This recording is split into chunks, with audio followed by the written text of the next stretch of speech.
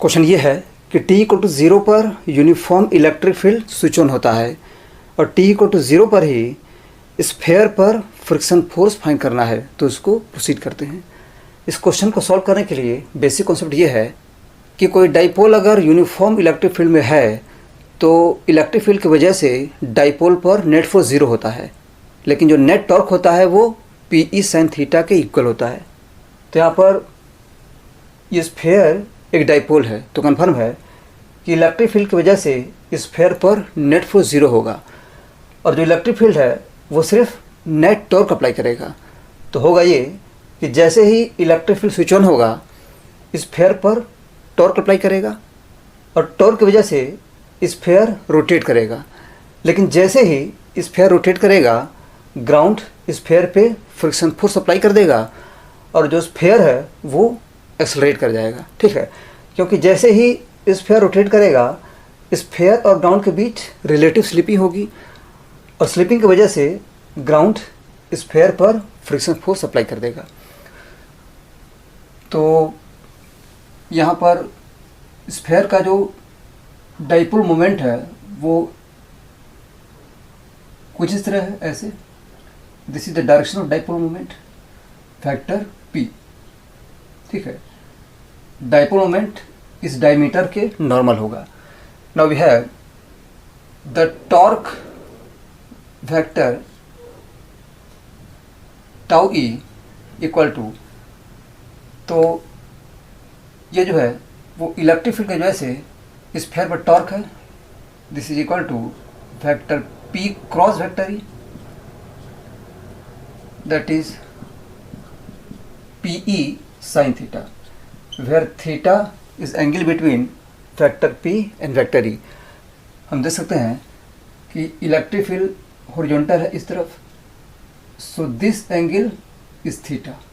ठीक है, और यहाँ पर जो थीटा है वो 53 डिग्री के इक्वल है। ठीक है, because this angle will be 37 degree, so theta will be 53 degree. ठीक है, so we have the magnitude of the torque और यहाँ पर जो डायरेक्शन है वो n कैप है और डायरेक्शन फाइंड कर सकते हैं। This is along vector P cross vector E, तो P से E की तरफ, तो जो टॉर्क है वो आउट ऑफ द बोर्ड है, मतलब जो टॉर्क है वो एंटी क्लॉकवाइज है। ठीक है, so the magnitude of the torque tau E is equal to P into electric field that is E naught into sine 53 that is 4/5। ठीक है, तो t=0 पर स्फेयर पर इलेक्ट्रिक फील्ड की वजह से इतना टॉर्क अप्लाई होगा। तो हम t=0 पर स्फेयर का फ्री बॉडी डायग्राम ड्रॉ करते हैं। दिस इज एट t=0, ये स्फेयर है और इलेक्ट्रिक फील्ड स्फेयर पर इस तरफ टॉर्क टाउ E अप्लाई कर रहा है। तो कन्फर्म है कि जैसे ही स्फेयर रोटेट करेगा ग्राउंड उस पर फ्रिक्शन फोर्स अप्लाई कर देगा और जो ग्राउंड है वो इस तरफ फ्रिक्शन फोर्स मान लेते हैं F अप्लाई करता है और फ्रिक्शन की वजह से जो स्फेयर है वो एक्सेलरेट कर जाएगा और इसका एक्सेलरेशन मान लेते हैं A है और एंगुलर एक्सेलरेशन मान लेते हैं अल्फा है। ठीक है, क्या करते हैं कि लोवेस्ट पॉइंट के अबाउट सिस्टम पर torque equal to I alpha apply करते हैं। तो लोवेस्ट पॉइंट के अबाउट फ्रिक्शन फोर्स का टॉर्क 0 हो जाएगा, तो सिर्फ इलेक्ट्रिक फील्ड का टॉर्क स्फेयर पे एक्ट करेगा।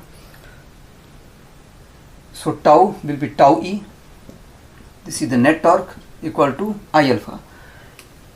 इस एक्सिस के अबाउट जो मोमेंट ऑफ इनर्शिया है वो 2I5 mr² है, तो इस एक्सिस के अबाउट हो जाएगा this plus mr² by parallel axis theorem into alpha.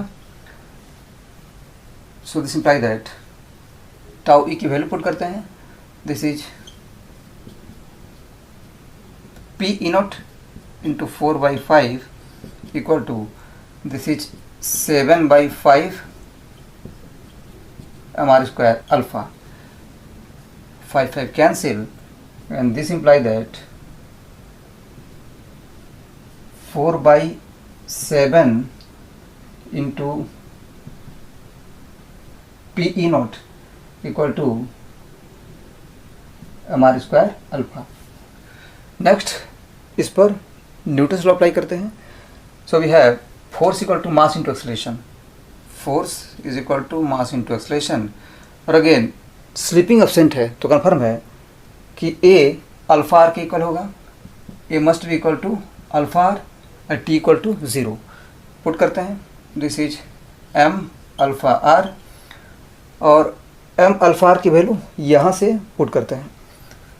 So M alpha R will be 4/7 into P into E not by R. तो ये टी इक्वल टू 0 पर फ्रिक्शन फोर्स की वैल्यू हो गई। तो हमें सिर्फ पी की वैल्यू इसमें पुट करनी है।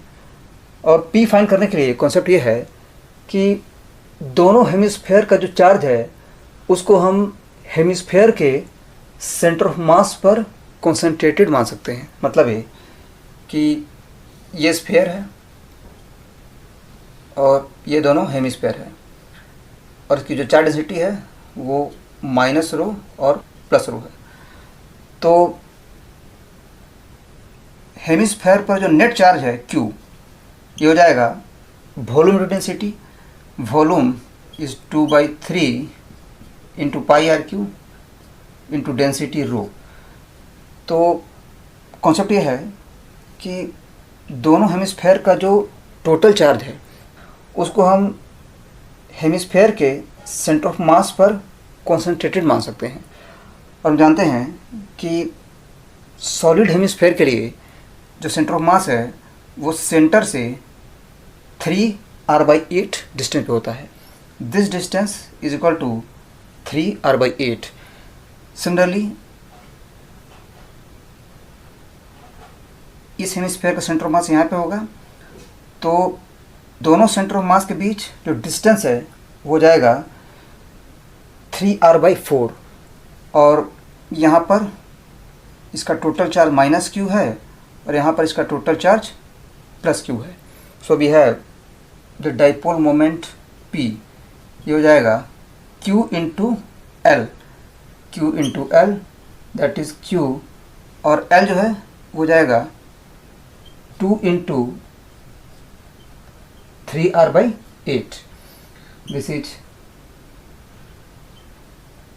3qr/4। ठीक है, और ये जो रिजल्ट है उसको हम इजीली प्रूव कर सकते हैं। ठीक है, इसको हम प्रूव भी करेंगे। तो P की वैल्यू इसमें पुट करते हैं। Friction force F is equal to 4/7 into E0/R into P and this is 3/4 into Q into R. So this will be 3/7 into E0 into Q and Q is equal to 2/3 into πr³ into ρ. Again 3 cancel. So finally we have friction force F equal to 2/7 into πr³ E0 into ρ. So this is the value of friction force at t equal to 0. ठीक है, एक बात और कि अगर ground smooth होता उस case में जो स्फेयर है वो सेंटर के अबाउट ओसिलेट करता और सेंटर ऑफ मास का एक्सेलरेशन 0 होता। ठीक है, फ्रिक्शन की वजह से स्फेयर एक्सेलरेट कर रहा है। तो अगर फ्रिक्शन एब्सेंट होता उस केस में जैसे ही इलेक्ट्रिक फील्ड स्विच ऑन होता वैसे ही जो स्फेयर है वो सेंटर के अबाउट एंगुलर SHM स्टार्ट कर देता। ठीक है, तो आंसर हो गया और इस तरह से ये सॉल्यूशन हो गया। Thank you.